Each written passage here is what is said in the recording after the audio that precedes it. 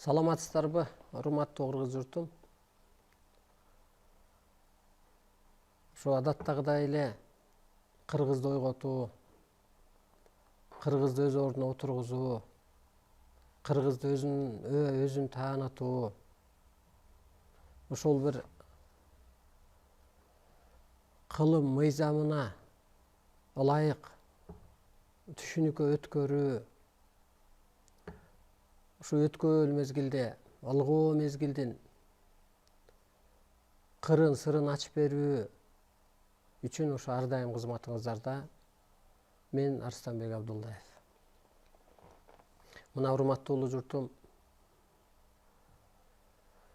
кыргыз элинин жан дүйнөсү Кудайга жакын, жөнөкөй, карапайым болгондуктан Кудайдан ушу адамзатты куткарып калуу үчүн кыргызга аян кабар, сунуш, талап, тапшырма бүгүнкү күнгө чейин түшүп атат. Ошол адам ата көрүнүп 1998-жылы Алай жергесинде аян кабар, сунуш берилип, ушул 2009-2013 жылга чейин аргырына жазылып, ал ошол аян арсын ылайык өткөнү закон болуп, мына күн өткөн сайын ошол закон, кылымдын талабы, закону ар бир күндүн керек болсо соту болуп атат деп айтсак болот. Кылым мыйзам азыр күчөп жатат. Ошо Кудайдын талабы күчөп жатат. Ошондуктан техника дагы азыр адамды куткара албай атат, медицина куткара албай атат. Билим, мына билим берүү, маданият, мамлекет, өнүккөн мамлекеттер топтошуп куткара албай атат. Кыйынчылыктан, кырсыктан. Мына ушундай кырдаалда гана анан нурдан жаралган, жомок менен жашаган Манастын кыргыз эли кайыптан илими менен, кайым ишеничи менен гана адамзатты куткарган атат. Ошо кээ бир сөздү кайталап да айтканга туура келет. Адам мына чындык делип атат. Где там правда? Там есть правда. Же болбосо кыргызда айтат, оң бутуңду бер, оң бутуңду аттап кир. Оң колуң менен учураш. Оң жамбашың менен жаткансың го. Оңолуп сүйлөөчү. Деп бул оң, бул чындык. О дүйнөнүн ээси, о дүйнө делет. Оң. Же болбосо орусча есть там правда дейт. Правду скажи. Правильно ходи.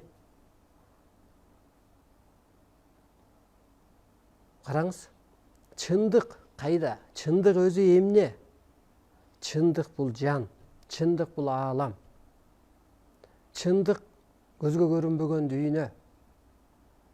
Кудай көзгө көрүнбөйт, бирок чындык. Жогорку күчтөр, же орусча высшие силы көзгө көрүнбөйт, бирок чындык. Сенин жаның көзгө көрүнбөйт, бирок жан танды кыймылдатып атат. Жан кетсе, тан өлүп атат. Жан алсыз болсо, тан алсыз болуп атат. Жанда болуп атат, чын. Чындык жанда болуп атат. А жан кайдан келген? Көрдөн чыккан эмес да алчы. Же динден чыккан жок, же тилден чыккан жок. Ал ааламдан келген. Кайтыш болот, кайтат. Жан өзү чындык. Жан бул арбай. Арың барбы?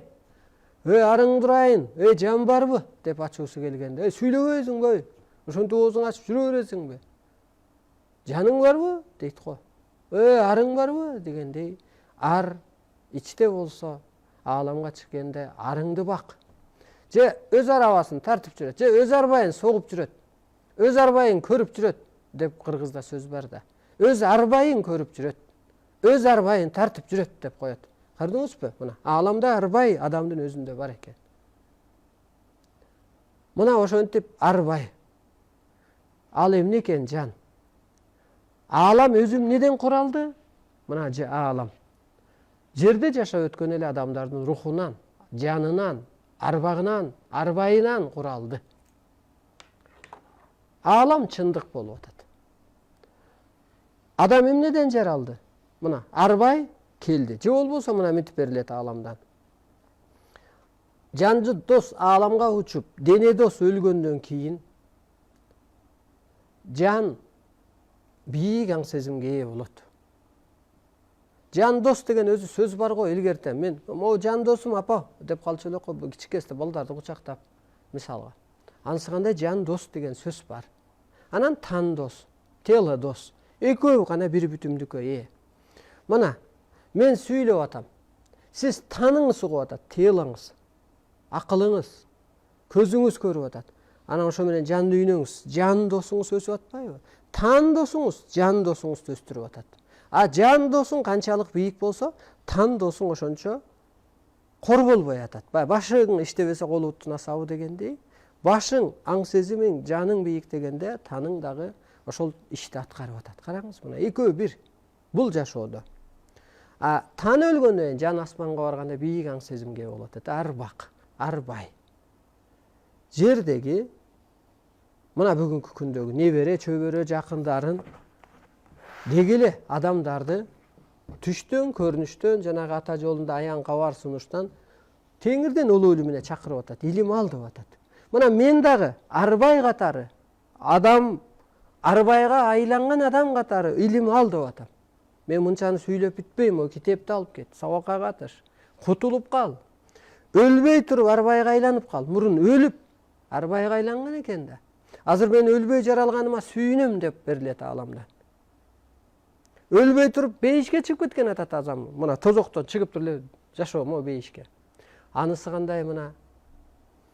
Түштөн, көрүнүштөн улуу илимге чакырат экен. Кырс анан тууган туушкандары же жердеги пенделер эски жолдо болсо Кудай берген бактан, ырыскыдан, жолунан кармайт. Бүгүнкү күндө кайсы мамлекет эски динде болсо, эски түшүнүктө болсо, мына ошол жер кырсыктап атат. Бул чындык, караңыз. Аалам эмне деп атат? Эскертип атат. Дагы эле сыйынып атат, дагы эле болбой атат. Көрдүңүзбү? Алардын талабы сыйынууну токтотуп, арбайдай улуулук түшүнүккө, жогорку түшүнүккө өтүп, сыйкыр касиетти иштет болуп атат. Сырдаш сыйкыр касиетти иштет. Мына ошентип жан ушундай үндөйт экен. Эми мына кыргыз илим түштү. Мына биз ушуну окуп, ошуларды түшүнүп, анан агарып өсүп, арбайлык түшүнүккө өтүп алдык. Тирүүлөй арбай катары мына мен сиздерди улуулукка үндөп атам. Мен башка жаман айтпадым. Өзүңдү таанычы деп атам. Ааламдык түшүнүккө өтчү. Же болбосо мындайча айтканда мына өткөндө ошо көрөрмандар жазып атпайбы? Арбайга айланып ааламды кызмат аткарып гана кутулат турбайбызбы деп. Аны мындай эле жөнөкөйлөштүрөлү. Арбай деп асманды башта оорутпай эле, кайрамдай эле. Улуу түшүнүккө өт, улуу кызмат аткар. Же чыныгы адам бол, чыныгы ишиңди аткар. Чындык, чын, правда дегендей эле мындай чындыкты сүйлө, чынык ишти кыл, мына караңыз. Ошентип мына адам ааламга айлан, же арбайга айлан, же кайра мынтип айтсак болот мына. Жан пенде болду, өлүп калды мурунку жашоодо. Асманга чыкты, арбай болду, периште болду. Кайра келип наристе болуп жаралып атат. Наристе бул периште да. Таптаза. Ай периште сүйлөтүп атат деп коет бир туура сөз сүйлөсө. Анан бир мүчөл жашады, 12 жашка чыккандан кийин анан ал аял эркек мындай пендечилик жашоону көрүп бузулуп баштады. Аны биз да буздук детирсинче. Балекет тилди оку, балекет музыкага катыш, анан кайда жүрөсүң, анан өсү да бузулду. Бир сулууну көрүппү, жылтыр кийимди көрүппү, анан турмуш бай аял эркек жашоого өтүп кетти. Анан ал пендеге айланып алды. Мына азыр ушул пендеден өлүп туруп периштеге айланган болсо, сен өлбөй туруп мына агарып, акка айланып ушул эле жер жашоодон периштеге айлан. Мына мени периштедей тазасың деп атпайбы? Ааламдан түш аянда.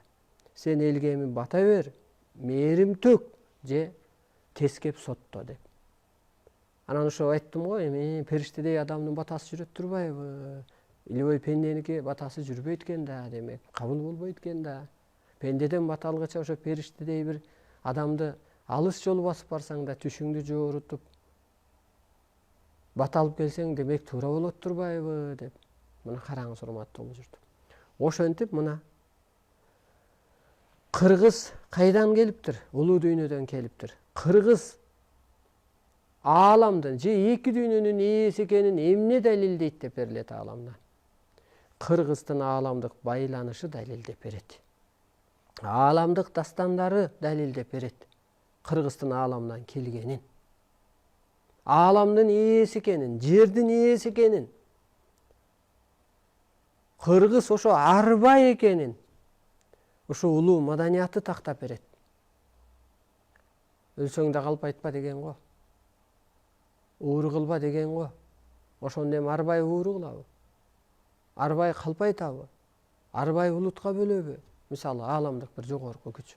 Же Кудай булутка бөлөбү? Өзү жаратып койсо, өзү тил берип койсо бөлөбү? Бөлбөйт да. Өзү жыныска бөлбөйт. Мына урматтуу болуп жүрдүм. Ошентип кыргыз азыр дүйнөнү бийлеп атат. Өткөн эфирде да айттым эле. Кыргыз дүйнөгө бийлик жүргүзүп атат. Кыргыз арбайга, Кудайга айланып алды. Ошон үчүн сен жаңы Кудаймын деп чыкпасаң, адам адашып атат деп атпайбы ааламдан. Анан мен жаңы Кудаймын деп чыктым го. Эски Кудай кайда десе, банкрот болду дейт. Банкрот, иньян болчу, ал банкрот, тозок болчу дейт. Анан ойлоном, чын эле. Мына эски Кудай өлтүрбөй туруп пендени периштеге айлантпады да. А мен болсом мына сүйлөй берип, энерги өткөрө берип, духун көтөрө берип, пендени периштеге айлантып коюп атпаймбы? Ошо пендени арбайга айлантып коюп атпаймбы? Пендени адам этапка өткөрүп коюп атпаймбы? Жаңы Кудайдын керемети мына. Жаңы Кудай динди жойгон атпайбы? Жаңы Кудай тилди жойгон атпайбы? Жаңы Кудай пендечиликти жойгон атпайбы? Жаңы Кудай адамзатты бириктирип атпайбы? А кантип дегенде мына сыган деле нурдан жаралган, энесинин ичинде. Мусулман деле нурдан жаралган. Жаның кайда барат? Улутуңа карабай, жынысыңа карабай, тилиңе, диниңе карабай ааламга барат. Кел ааламга карап өсөлү. Биригет экен да мына караңыз. Же болбосо үй бүлөнү деле, урууну, түндүк түштүктү Арстан алай жаңы Кудай бириктирип койгон атпайбы? Эмне менен? Ошол улуу түшүнүк элчилиги менен, ошол бийик энергиясы менен.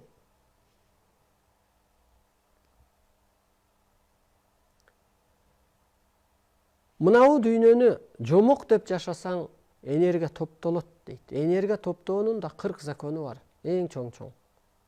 Ошонун биринде. Анан бул дүйнөнү кантип жомоктойм деп жашаш керек? Кана?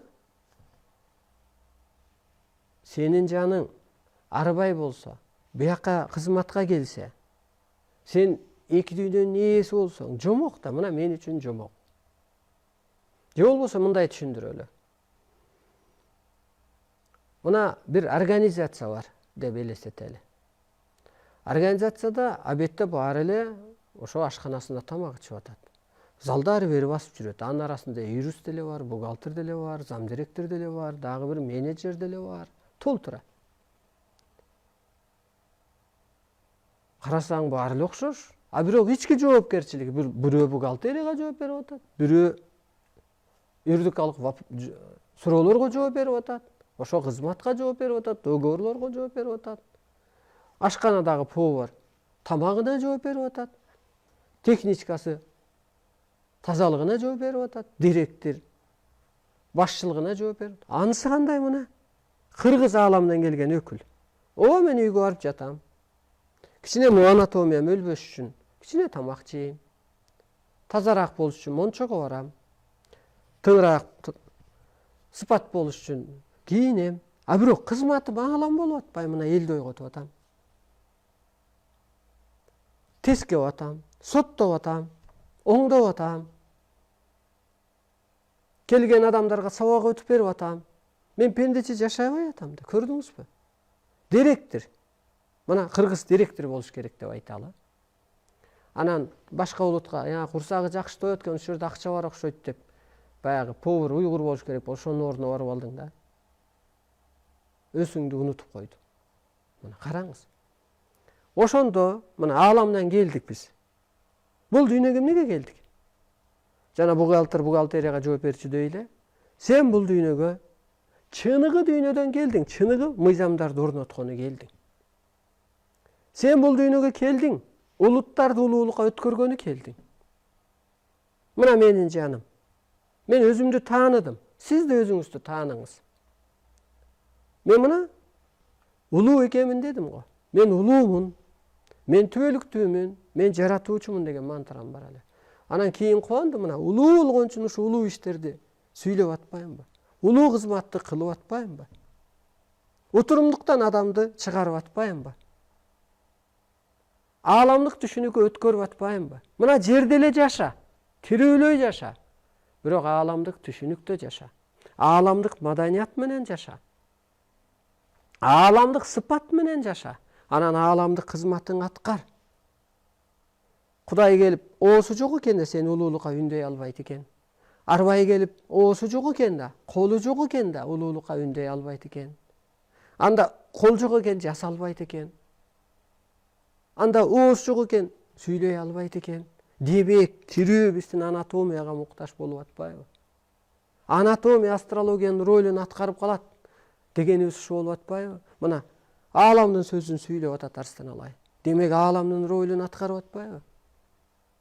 Анатомиясы ошонун ролун аткарып атат. Анан ошону аткарсаң, анан өлбөй калып атпайбы адам? Чыныгы кызматын кылса. Мына караңыз, урматтуу улуу журт. Келиңиз, мына караңызчы. Пендече сенин жолуң болбой атабы? Демек, сен өзгөчө адамсың, өзгө дүйнөдөн келгенсиң. Бул дүйнөгө ошо бир кызмат кылганы. Келчи, кылалы. Мына ушул. Мына рекламада көрсөтүп атат мына астында Текебай деген бир баланы. Ошого деле пул короттуң, бир баланы, бир маскара посттары бер чуркаттың. Кел могу сөздөрдү которуп дүйнөгө орус тили менен, англис тили менен чыгарбайсыңбы? Куткаруучу деп. Өзүң Кудай атап алды деп деле чыгарбайсыңбы? Бушу чындык болушу мүмкүнбү? Же кыргыз дүйнөнү башкарат экен? Ушу болушу мүмкүнбү десең, анан башка улуттарды иликтеп көрсүн. Мына мен айткам го 4 мамлекет жөнүндө. Шарт окугам керек болсо. Орусчада пресс-конференция бергенбиз. Америка табиатты сактоо үчүн күрөшүш керек. Болбосо Американы суу чайкап кетет деп ааламдан берилет. Орус эли адамзатты сактап калуу үчүн күрөшүш керек. Кытай эли майда түйшүктөн адамзатты куткаруу үчүн бериш керек. Иштесе, анан Кытай сакталат. Адамзатты сактоо үчүн орус күрөшсө, орус мамлекет сакталат. Кыргыз журту эмне кылыш керек дегенде ааламдын ордун аткарыш керек. Ааламды сактап калыш. Майда түйшүктөн куткаруу бул көрүнүш жасаса болот. Адамзатты сактап калуу бул окутса анан сакталат. Мына улут биригип кеткен атат да. Дин жоюлуп, эски пендечилик жоюлуп, текеберлик, өзүмчүлүк жоюлуп. Табиатты да сактап калууга болот. Адамзатты бул табиат деген Кудайдын көзгө көргөн керемет экен.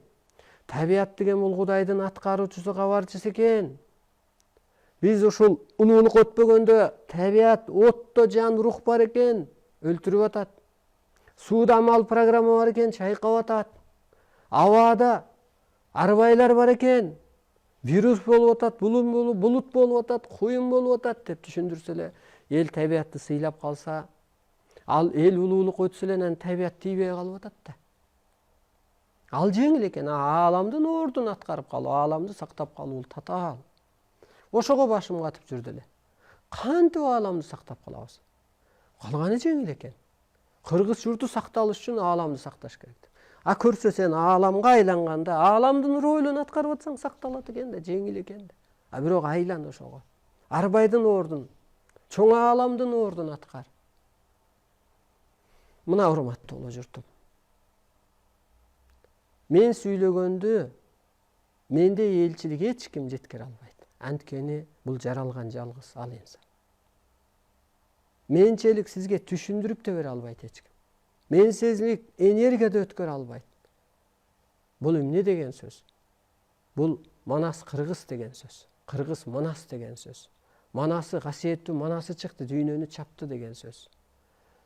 Манас полубок, Манас өзү аалам делип атпайбы? Ошо ааламдан Манас келип ааламга өткөрүп атат деген сөз. Ошон үчүн кыргыз кубаныш керек. Кыргыз бүгүн кутуруш керек. Кыргыз азыр өзү ушу улуулукка калыптаныш керек. Кыргыздын куту кыргызчылыкта, кыргызчылыгына отуруш керек. Тааныш керек. Жерибеш керек. Мына бул жерде берилет. Арбайлар дейт. Укугу бар. Улутун тааныбаганды, жеригенди жазалоого, тазалоого. Улутуңду жерибе. Меке анан ыйык жер деп жүрбө, күйүп кетесиң. Арап эли ыйык деп кетпе, пайгамбар ошо Араптан чыккан депчи. Күйүп кетесиң, сен улутуңду тааныбай атасың. Арбайлардын укугу бар кыргызчылыкты мыйзамдаштырууга. Мына могу кыргызчылык элемен. Мына дүйнөдө мыйзамдашып атат. Арабтар ыйык болсо журналистин өлтүрүп коёбу? Турциядан. А кыргыз адамзатты сактап калам деп атат. Ал адамдын колунан келеби? Адамзатты деги бир улут ойлойбу? Арбай болбосо ойлобойт да. Кыргыз ошо кудайлык сыпаты болгон үчүн адамзатты ойлоп атат да. Кыргыздын кудайлык сыпаты болгон үчүн от, суу, таш, арбай менен амал программа кылып дүйнөнү тегеретип тегиздеп атат да. Мына азыр бирөөнү жумшасаң машинесине май куюш керек. Бала бакырасын багыш үчүн кичине пул бериш керек. Телефонуна единица салыш керек. Аалам күчтөрүнөчү единицанын да кереги жок, техниканын да кереги жок. Сенин духуң гана керек. Кыргыз дүйнөнү башкарып атат. Арыстан Алай башкарып атат. Эмне менен? Арыстан Алайдын керемет кылып күчтөрү, керемет куралы бул улуу күчтөр деп берилет. Эмнеге башкарып атат? Эмне Кыргызга жүгүн деп аткан жок. Астыма пул алып кел деп аткан жок. Улуулукка өткүлө деп атат. Улуу мыйзамдын ээси биспис деп атат. Ошон үчүн ошончо ак болгон үчүн, акка иштеген үчүн ошо энергия дүйнөнү тегеретип тегиздеп атат. Эгер эски Кудай башкарып аткан болсо, анда ошол Кудайга сыйынган жер тынч турат эле да. Урматтуу улуу журт. Ошол жер тынч турат эле да. Эгер каражат менен башкарып аткан болсо, ошо каражаттуу мамлекет тынч турат эле да. Эгер саясат менен башкарылып аткан болсо, ошо саясаттагы президенттер ордунда турбайт беле. Ошон үчүн касиеттүү кыргыз журту ордунда туруп атат. Касиеттүү кыргыз жери бейишке айланып атат. Касиеттүү кыргыз эли короосу толтура кой болуп атат. Өсүп өнүгүп атат. Аң сезими бийиктеп атат. Мына урматтуу улуу журт. Мына бул дүйнө жомок. Ааламдан келсең, мен жомок менен башкарып атам. Жомокту өзү бүтүп калат го. Кудай деле ошол ою менен бүтүрөт, арбай деле ою менен бүтүрөт, ал колу менен бүтүрбөйт. Аба аркылык мээсине киргизип коет, оорутуп коет, духун түшүрүп коет, кырсыктаттырып коет бирөө аркылык. Арбайлардын укугу бар ар кимди кийип алып иштегенге. Бирөө келип сени жаңылтып коет, аны ал кийген, ал кылган жок, аны бир арбай кийип алды. Аны бир жан кийип алды.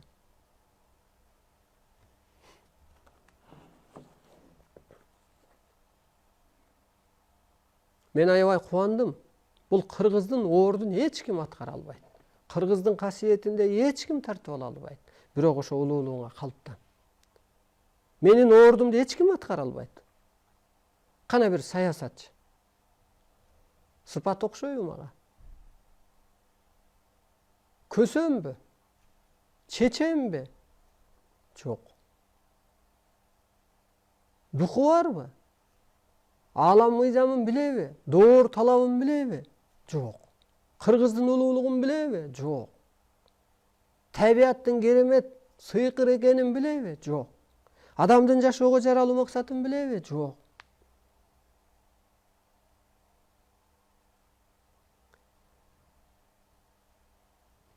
Мына ошентип, урматтуу журтум, өзүңүздөрдү тааныңыздар. Арбай ааламдан келди. Динге чектеле барбай. Байлыкка чектелеби? Сулуулукка, же акчага, же бийликке чектелеби? Чектелбейт да. Ушундай элестетиңиз. Ошон үчүн боштондукта жаша. Кыспа. Прокурордон коркосуңбу? Же соттон? Же бир өкмөт башчысынан, же президенттен? Сен тагдыр буйра аларга соттоп кой.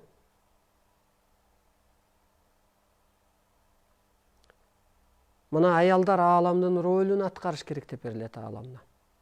Анан чын эле ааламдан берилет. Жан дүйнөсү жарды эркекти, ошо аялы жана мактаса жоокер болот баарына жетишет деп.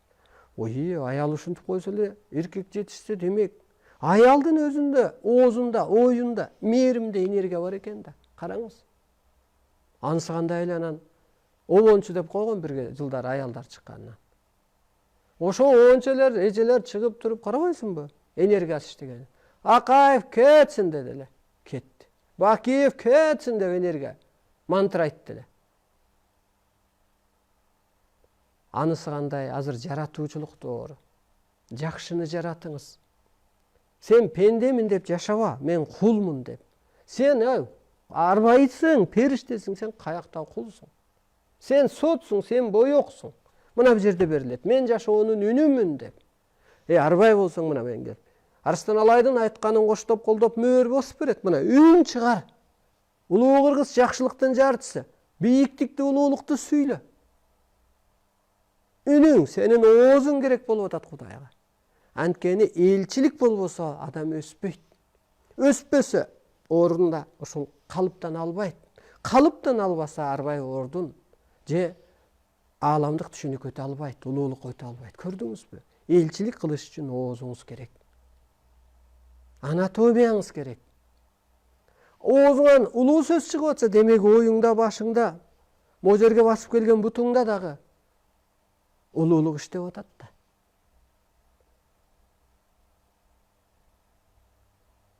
Эгер менин ичим бир саясатчы эскиче түшүнүктө болсо, менден ушу улуу сөз чыгат беле, бирөөнү жамандап отурат элем да. Өсүмдү мактап, өсүмдү актап, бирөөнү каралап. Караңыз, урматтуу журт. Көрдүңүзбү? Ааламдык энергияны элге бер болуп атат. Ошо анатомия, энергия өткөргүчкө айланыш керек делип атат бүгүнкү күндө. Ошондо бул өлбөй калат. Бул оорубай калат. Оорудан кутулат, медицина жоюлат. Эмнеге дегенде пендечиликтен чыгып кетсе эле оору жок болуп кетет өзү. Ак карадан, кысканыч, пусканыч, майда түшүнүктөн. Мен өткөндө бирөө суроо кылып аткан экен. Эмне састыма болуп оорубайсызбы дейт. Жок, мен састыма болбойм. Жөтөлүшүп калышым мүмкүн, чүчкүрүп калышым мүмкүн. Маны мен тазалануу деп билем. Мурдуман суу агып калышым мүмкүн. Сабак өтүп аткан дистеп калышым мүмкүн. Оозума каккырак келип калышы мүмкүн. Кичине салфетка же платочка менен алып коем. Ал тазалануу, дары иче калбайм мен. Көрдүңүзбү? Анатомия бул дүйнөгө эмнеге келди? Кызматка кыла калыңыз. Жана юрист өзүнүн юридикалык вопросуна иштегендей. Бухгалтер ошого жоопкер болгондой. Анысыңа сен да ушуну арбайлык, чыныгы дүйнөдөн келдиң, чыныгы кызматты аткар, улуулукка өткөр. Ошондо сени директор Кудай тескебейт. Азамат дейт, жакшы дейт, жыйынтыгы жакшы дейт, аракетиңизге рахмат дейт.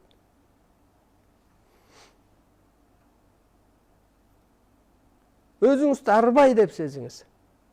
Жаныңыз кайдан келген? Арбай.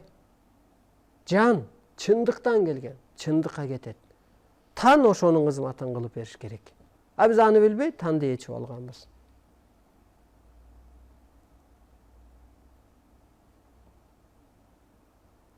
Арбай периште динге кирбейт, урматтуу журт. Ал кулмун дебейт да.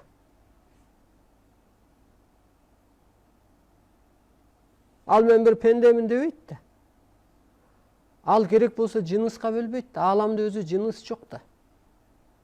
Ошол периште, наристе болуп жаралган кезде, бөбөктөр иниси, эжеси менен кичинекей байкеси кучакташып эле бир төшөккө жатып алат го 3-5 жаштында. Тамашалашып, кучакташып, ойноп. Көрдүңүзбү? Жыныс жоктун. Анан пендеге айланган кезде анан ошол жыныс болуп атат. Жыныска бөлбөсөң керек болсо. Улуулардан бата алып кой дейт го. Аялдан деген жок, эркектен деген жок. Улут жынысына карап аяламдан байланыш алып атпайбы? Бирөө эркек, бирөө аял. Мына Эргешбай атаны 60 жашка чейин мугалим болду. 60 жашында эле пенсияга чыгайын деп кагаз кол коюп анан мынтип атат. 60 жашка чейин сени даярдаганбыз дейт. Эми сен ааламдан байланыш аласың дейт. Эмнеге деп ойлонуп көрсөң, токтолот экен да ошол өскөн сайын. Гени жетилиптир. Чуркап кетпейт, майдага түшүп кетпейт. Анан ал киши мына жасап, эмне жазганын билбейт. Кудай ошонун телосун кызматка буйруптур. Сенин дагы салыштырмалуу кайра кызматка буйруган. Кел аткар. Ал жазгандыр. Ал жазды, сен аткар. Ал өзүңдүн жаның, таның үчүн Кудайга анындагы бир тыйын, арбайга да анындагы бир тыйын. Сен аткарсаң, сакталып каласың. Сен улуулукка калыптансаң, сакталып каласың. Болбосо өлүп кутуласың, же өсүп кутуласың деген ошол. Мына мен өзүмдү адам деп айта албайм. Адам болсо мен адамча бир пендече жашабайт белем. Мен ал жашоодо жокмун да. Мен өзүмдү ааламдык бир күчмүн деп жашайм.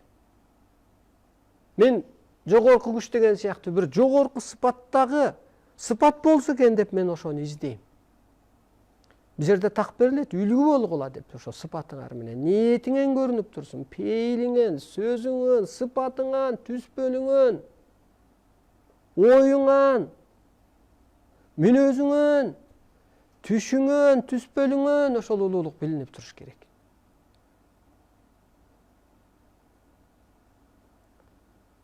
Келбетиңен караңыз, урматтуу журт. Мен адам деп өзүмдү санай албайм. Кайра ойлойм, чын эле мен адам бир пенде болсом, анда бир пендечилик түйшүк тартып жүрөт элем. Пенде болсом бир пендечилик бир кызматта жүрөт элем. Анысы кандай эле кел өзүңүздү жазаңыз. Ой, кыргыз бул дүйнөгө пендече жашап өтүүгө мүмкүн эмес деп берилет ааламдан. Кыргыз кызмат үчүн жаралып келген. Анан арбайларды, арбайлык сыпаттагы адамды анан бир депутат башкарабы. Анан диплом болсо дейт да. Ал диплом эмне? Ал бир жердеги бир түшүнүк. Ап келиңизчи бир 30 дипломду адамды.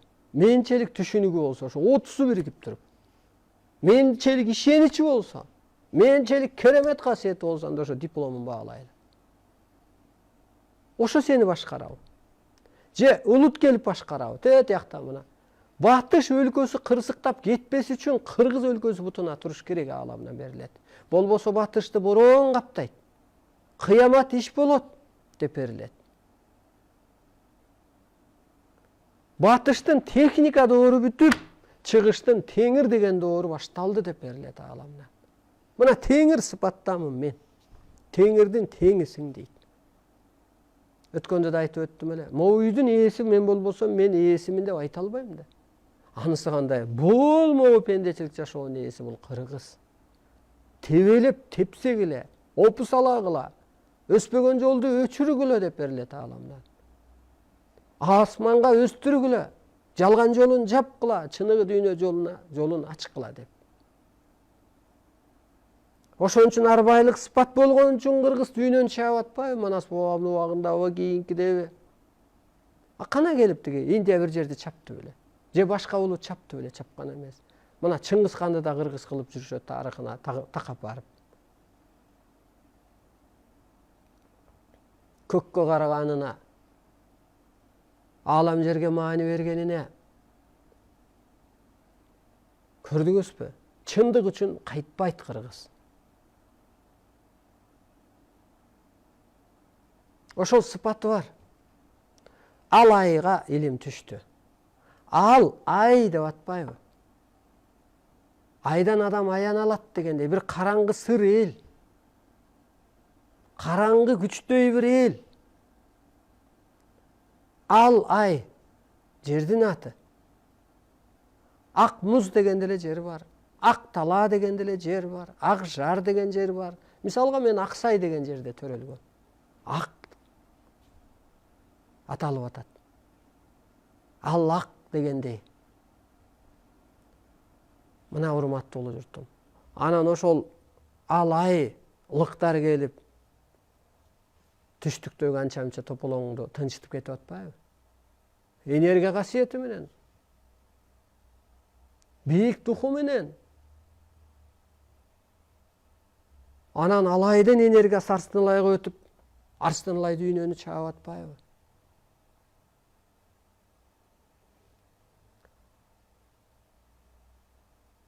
Кана сенин чыныгы кыргыз чыныгы жолун таппай ошон үчүн өнүкпөй аткан да бүгүнкү күнгө чейинчи. Чыныгы жолуң мына ошол. Чыныгы идеологияң аалам. Чыныгы идеологияң ошо арбайлык сыпат. Чыныгы идеологияң периштелик сыпат. Болгон да бул энелерде периштелик сыпат болгон. Аталарда арбайлык сөрү болгон. Сыпат болгон, кайтпастык болгон, сөзгө турган да ошон үчүнчү. Сөзгө турбаган адамды эмне деп койгон? О атаңдын озурайын теңирден тетир кеткен деп коет. Адам теңир. Ошо сөзгө турбай тетир кеткенде теңирден тетир кеттиң деген сөз ошондон калган. Теңир көк. Ошо көккө айлан деп атат адамды азыр. Теңирдей сыпатка ээ бол. Теңирден тетири кетпе. Теңир бул чындык. Теңир өзү улуу. Кетпе, тетири кетпе. Жаның, арың.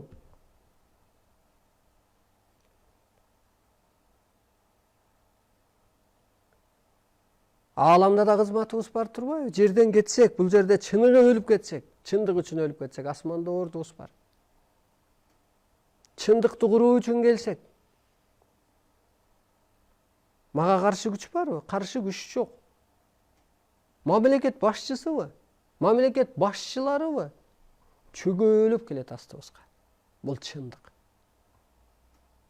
Табият аркылуу экономика, кыйын сынган экономикасын экология аркылуу басып коебуз. Экологияны карабай калсаң, экономика көтөрүлөт. Бул кыргыздын өнүгүү жолу такыр башка. Азыр теңирден тетир кетип баратат кыргызчы. Бирөөгө медаль чаптап койдум. Кандай пайда? Bir оператор балага, bir режиссер балага, же bir обончуга. Ааламдан байланыш алган Эргешбай ата медалга татыксызбы? Мына Казакстанга барсам, жанагы Насип ата дегенге өкмөт акча төлөйт экен. Эл агартып атат бул депчи. Эргешбай ата, Бүмөрам апа, жана башкалар элди агарткан жокпу? Бүмөрам апаны сотко беришти. Ошо ааламдан келген ролду аткарып аткан адамды мазактаса дейт. Өздөрү маскара болот, анан элге бийликке сот жүрөт деп ааламдан берилет. Андай адамды коштоп колдош керек. Аңдыш керек. Кеңеш сураш керек.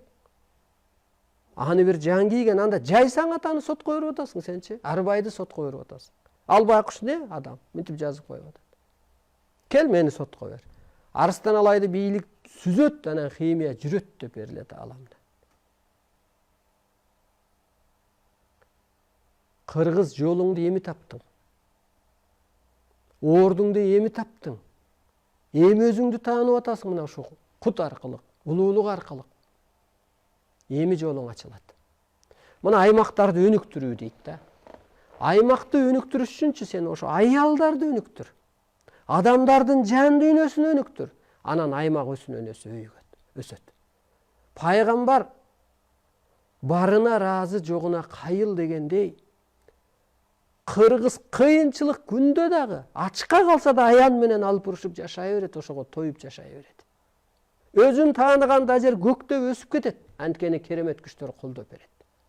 Акчага, пулга, экономикага такасаң адам бузулат детирсинче. Касиети качат. Үйдө оомат качат, кут качат.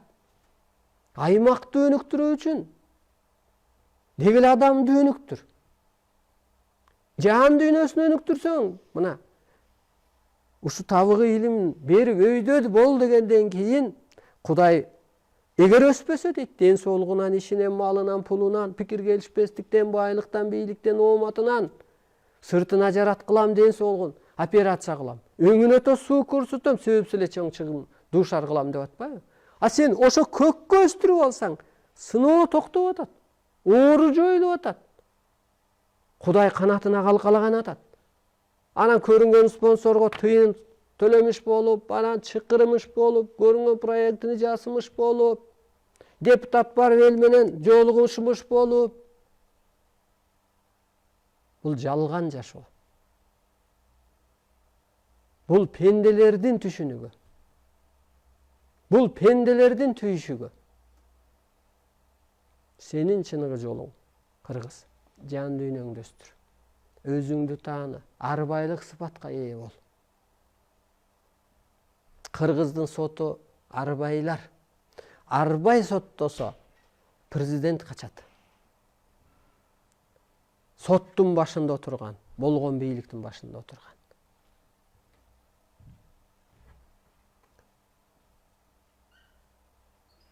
Сен сот болуп же прокурор болуп сакталып калбайсың. Кыргызда мындай сөз бар. Сокур калыс барбы, жүрө ошого баралы дейт. Көзү бар адамды коюп тур, керек болсо сокур адамга баралы дейт да. Көзү бар андан 5 бетер калыс болуп берет. Сотсуңбу, прокурорсуңбу, сен арбайлык сыпатты пир тут. Кара, ук, чындыкка чеч.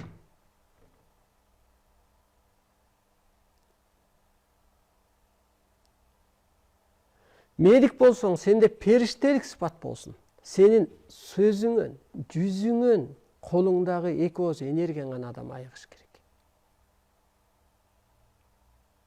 Караңыз мына, медицина бүгүн сезон башталып элек деген сөздөр бар экен да бир. Кайсы убакта сезон болот, адамды качан союп баштайт, жастабы, күздөгү. Кыргыз такыр тетиргеттик. Кыргыз жакында укмуш ойгонот. Ушу эскичиликтин баарын өздөрү эле күбүп коет. Бул кыргызды ойготуучу, адамзатты куткаруучу бул Арстан Алай. Мына кыргыз көктөп баратат, өсүп баратат, мен аябай кубанып атам. Өзгөчөлөр көбөйүп баратат. Эски түйшүнүгүн жерип баратат. Ошо эски түйшүгүнөн чыгып баратат.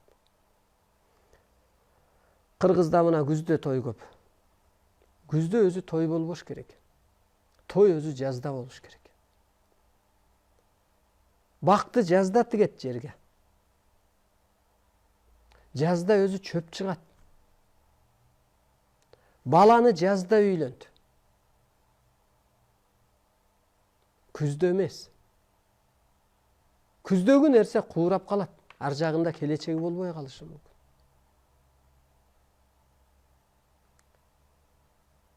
Жер айрылып чөп чыкты, желин айрылып сүт чыкты деген Норузда бар го, бир өзгөрүү.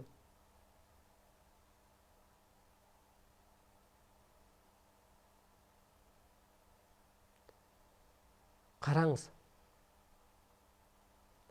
Мына мектепти бүтүп атканда ала качып кетти эле. Бул жазда болгон да. Көрдүңүзбү? Тетирге түшүп алдык, такыр. каражат үчүн жашап атасың, сен касиетиңдин болгонун учурду. Арбайлыкта касиет керекпи же акча керекпи?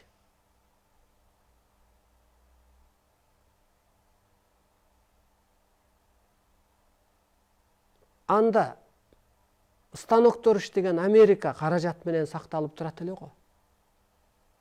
Мына табыгый мыйзамды президент дагы, сот, уюм, укук коргоочулар доллары, техникасы токтото албайт. Мына токтотса Американы бүгүнкү күндөгү өртүн 100-төгөн, 200-төгөн адам безбести. Канчалыган адам, мына. Ошондуктан табыгый илимге каалайсыңбы, каалабайсыңбы баш ийесиң. Көктөн буйрулган Арстан Алайга баш ийесиң. Каалайсыңбы? Сен ал Трамп болсоң, ал сенин тилиң, диниң башка болгону менен жаның ээси кыргыз. Ээси арбай. Тегеретип тескеп келет. Ошого дайым боло албай атасың кыргыз. Кабыл алганга.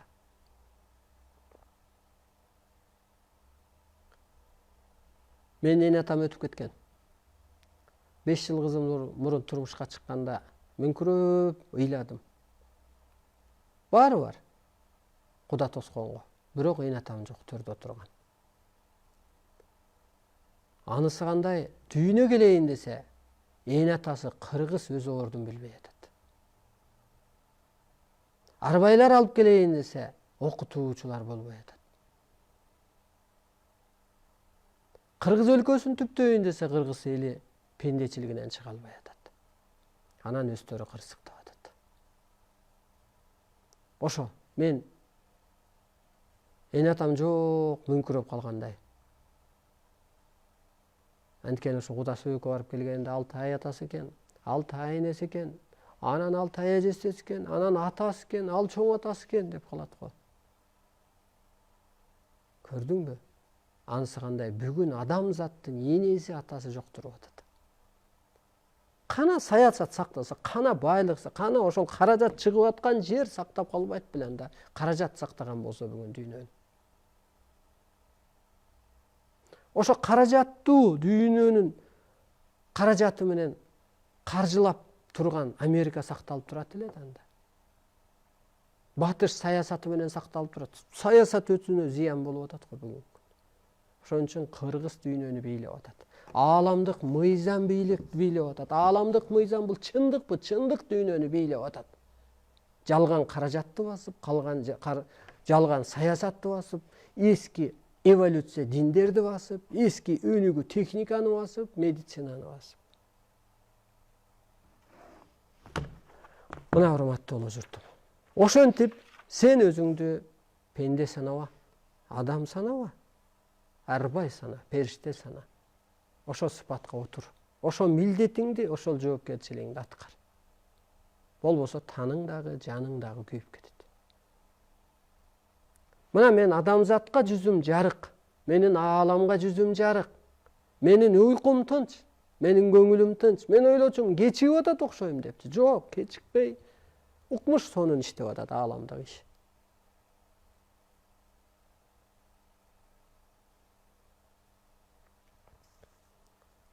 Манас келгенде, Манас кыргызды гана түптөп кеткен. Азыркы касиет манасы бул ааламды түптөп кетет. Улуттарды бир журт кылып түптөп кетет. Бир эле идея, бир эле мүнөз калат. Биз ааламдан келиппиз. Жерде пенде жок турбайбы? Бүт эле периштеден жаралган турбайбы? Биз пенде деп бөлүп алган турбайбызбы деп. Биз жаратып жашашыбыз керек экен. Мына улуу адам сен ыймандуу бол дейсиң. Ал өзүнөн өзү эле ыймандуу. Хадиси жок эле, даараты жок эле, намазы жок эле. Мына мен өзүм эле ыймандуумун. Мен улутка бөлбөсөм, жыныска бөлбөсөм, жаман жакшыга бөлбөсөм, мен баарына тегиз болсом, ыймандуу адам, сыпаттуу адам ошону кылат. Ошон үчүн сен өзүңдү өзүң сотто, өзүңдү өзүң оңдо. Сен өзүңдү өзүң соттосоң, өзүңдү өзүң оңдосоң, аалам сени соттобойт. Ошон үчүн сен өзүңдү таан, улуулукка калыптан. Улуу кызматыңды аткар, урматтуу улуу журт.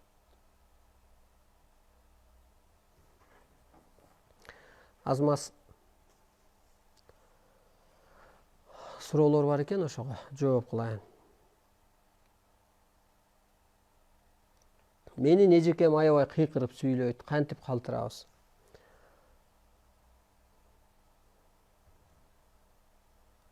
Аял мүнөз эркекте кубат жок, эркек мүнөз аялда уят жок деген ошол бар. Сиз кыйкырсаңыз, ошол эжекеңиз кыйкырса, деги эле адам жаман сөздү оозаңыз, ошол жерден кут качат. Арбай же улуу адам жаман сөздү уузанбайт да. Кел балам, оң жагыма отурчу деп отургузуп алат. Ай, жолуң болгур, кел отурчу оң жагыма деп оң тарабына отургузуп алып, анан улуу кыргыз жаман адам келсе, жакшы сөз айтып уютуп алат. Мына уютум, мен сиздерди уютуп атам эфирден. Жаман сөздүн аягын жоюп салат. Эгер жамандашып калсаң, жамандын жамандыгы сага жугуп калат. Сен жакшы сөз айтып уютуп ал. Сен туура эмес түшүнүп калган турбайсыңбы? Кой, сен ага теңелбечи деп мындай.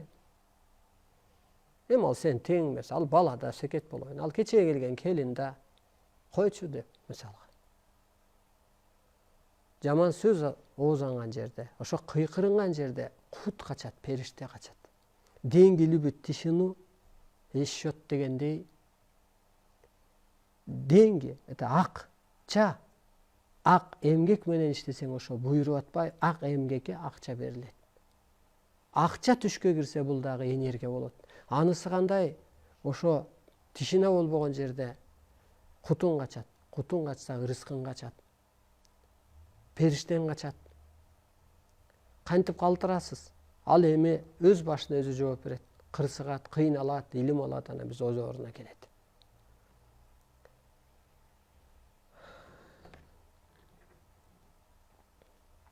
Баткендеги мумияны жерге берди. Эми кайра казып алышат деп жатат. Мумия жерге берсе Кыргызстанда тынчтык болот деген. Кайра казып алса эмне болот? Ушу бир чала була көз ачыктарга жаман таң калам. Мумиядан не өскөрөт? Жерге көмдүңбү, алдыңбы? Сен өспөсөң, не өскөрөт? Кара паранжаны бетиңе жаап алдың. Ичиң сасып турса, ичиңде кыш турса, ичиңде муз турса, не өзгөрдү? Ал караңан. Ошо сыяктуу кеп да. Бул бир көз ачыктардын берген ошо билдирүүсү болгон. Ушинтсек эле анан жыргап кетет экенбиз Кыргызстан депчи. Ой тобо, кыргыз, кайда акылың, сезимиң? Улуулукка калыптанбасаң, сен 1000 мумияны алып барып, тирүүлөй киши көмчү дагы окшошпойт. 30 атты сой, эчтеке окшошпойт. 300 койду сой, төлөө бер, окшошпойт. Сен улуулукка, ошого убактыңды, акчаңды, энергияңды ушуга, телеңди, бийлигиңди ушуга иштетчи. Анан өзүнөн өзү тынчыйт. Пейили өзүнөн өзү өзгөрөт. Мындай эчтеке болбойт. Казмактан көмүп тикесинен тургузуп койсо дагы. Кана тынчтык болсо эмне болду? Тынчыбай эле бийликтер биринин башын бир жеп атат. Карапайым эл да касиети менен сакталып туруп атат. Бийлик ааламынан биринин башын бири жейт дейт. Жейт дагычы. Эл түкүргүдөй, чарчагыдай, тажагыдай болот. Атасы оңолсонун бала оңолот да. Атасы улуу адам башына бармайын бул кыргыз оңолбойт. Ушуну эстен чыгарбагыла. Улуу адам башына, касиеттүү адам башына бармайынча, же ааламдык түшүнүктөгү адам башына бармайынча адам оңолбойт. Анткени ал атасы. Анын аурасы иштейт.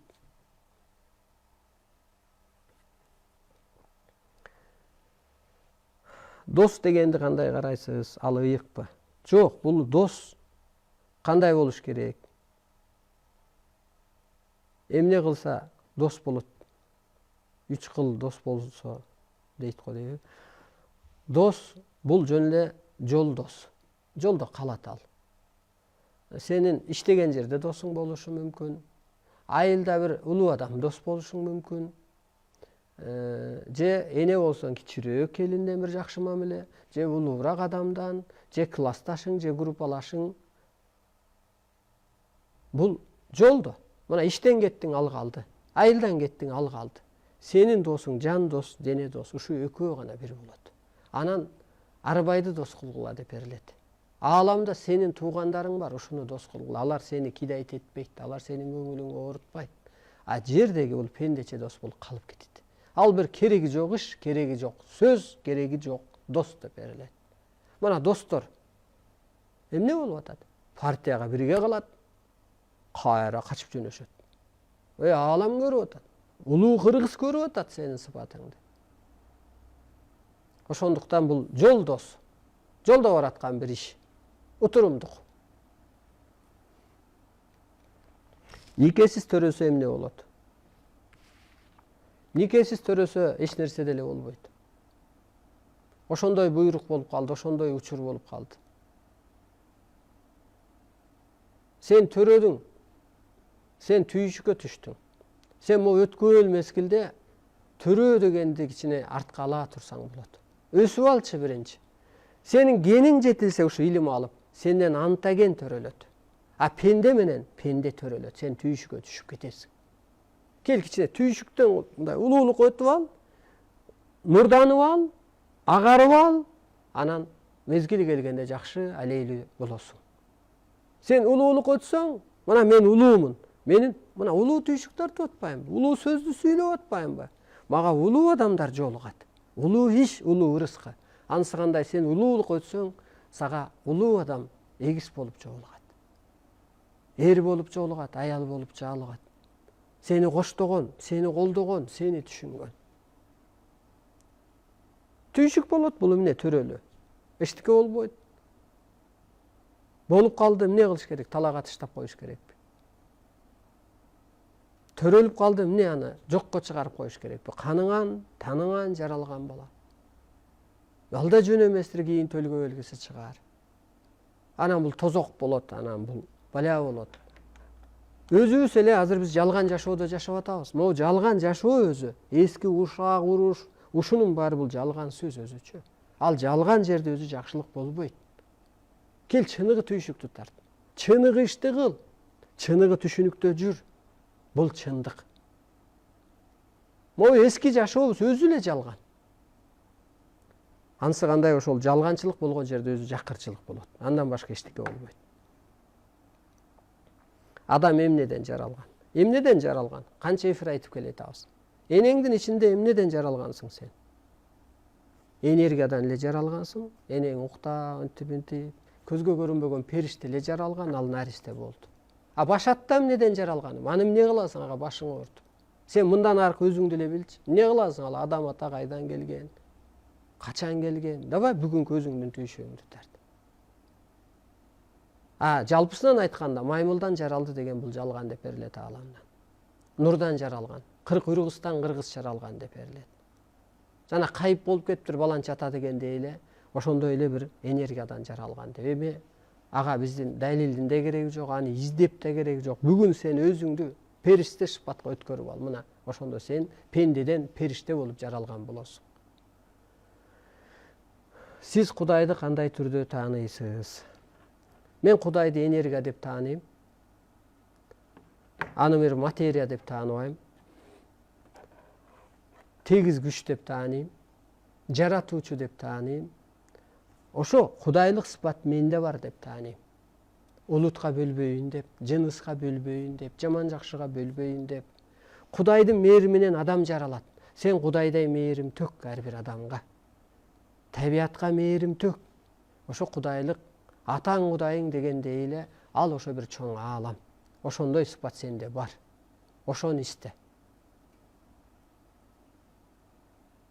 Ошондо сен ошого калыптанасың. Мына урматтуу улуу журтум, бүгүнкү негизги темабыз ошо ааламдан жан келеткен, жана өз ишин кылгандай, арбай өз ишин кылгандай, ошо биз арбайбыз. Бул мында ошол эле аткаруучусу. Же болбосо шпион болуп бир жерге барса деле, а жерде тилин сүйлөйт, а жерде жашайт, а бирок кызматы мамлекетке, ошол же жиберген адамга кызмат кылуу. Анысы кандай? Мына биз ааламга кызмат кылуу. Ошол жерде уюштуруу, ошол жака үндөө. Ошентип жашасаңыз, бул дүйнө сизге жомок. Ошондо сиз жашоонун жомогусуз, ошондо сиз жашоонун боёгусуз. Ошол ааламдык сыпат сизде бар. Ошондо бул дүйнө бейиш болот. Бул дүйнө жеңил болот. Бул дүйнө сизге жомок болот. Мына сиздин улуулугуңуз ушул. Сиз тирүү арбайсыз, өзүңүздү чектебеңиз. Эгер чектесеңиз, дин мененби, пендечилик мененби, анда керемет касиетиңиз иштебей калат. Ушуну эсиңизден чыгарбаңыз. Анда укугуңузду унутуп койдуңуз. Анда өзүңүздү жоготуп койдуңуз. Укугуңузду унутуп койдуңуз анда. Өзүңүздү тааныбай калдыңыз.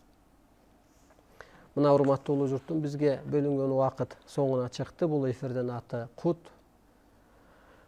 Эфир бул YouTube дарстан алай Кут деп кирсеңиздер болот. Bundan өтө чоң энергия өткөрөт.